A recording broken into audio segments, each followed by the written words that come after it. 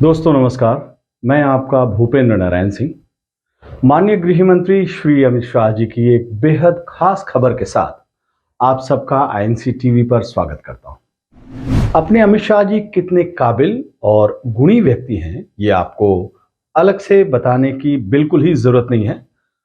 अक्सर ये अपनी चमत्कारी प्रतिभा का प्रदर्शन करते रहते हैं, लेकिन चुनावी समय में शाह जी का जलवा अपने पूरे शबाब पर होता है।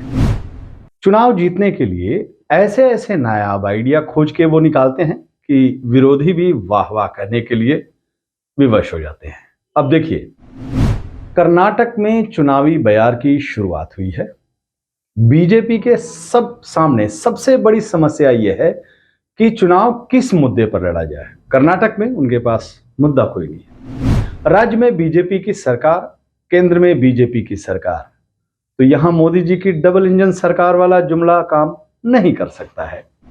बम्बई महाराज के राज में विकास का जो मॉडल विकसित हुआ है वो अपने 40% के कट कमीशन मॉडल की वजह से देश के दूसरे बीजेपी राज्यों के लिए भले ही शासन का आदर्श मॉडल बन गया है, लेकिन चुनावी मौसम में कर्नाटक बीजेपी के लिए गले की हड्डी बन गया है। हर तरफ से आरोप लग रहा है कि बिना 40%, 40% कमीशन, बिना 40% कमीशन दिए कर्नाटक की बीजेपी सरकार में कुछ होता ही नहीं है।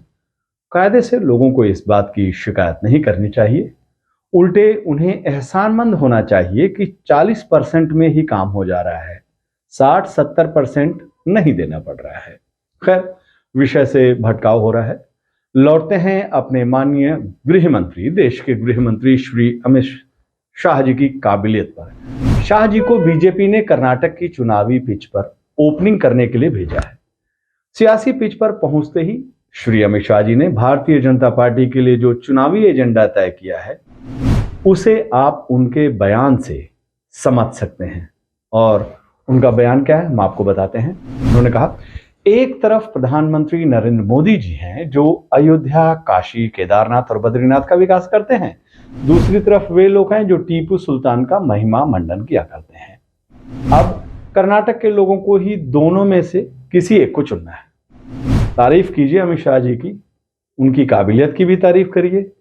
एक ही झटके में कर्नाटक बीजेपी को सारी समस्या से उबार लिया, चुनाव का एजेंडा सेट कर दिया। हिंदू, मुसलमान और मंदिर मस्जिद, बीजेपी का टेस्टेड और सक्सेसफुल सियासी दाव। शाह जी के विरोधी हाय तौबा मचा रहे हैं कि अमित शाह कर्नाटक में डबल इंजन की सरकार के फायदे क्यों नहीं गिनवा रहे हैं, क्यों नहीं बता रहे हैं कि डबल इंजन सरकार का फायदा है। वैसे तो कहते रहते हैं, क्यों नहीं वो येदियुरप्पा और बम्बई सरकार की उपलब्धियों के नाम पर वोट मांग रहे हैं, उनके काम गिनाएं। भाई काम दिखाइए, काम बोलिए, उनका क्या है। कर्नाटक के चुनाव में टीपू सुल्तान और काशी केदारनाथ का मुद्दा बनाने का क्या तुक। आप अपने काम गिनाइए, बार बार डबल इंजन की सरकार की बात करते हैं।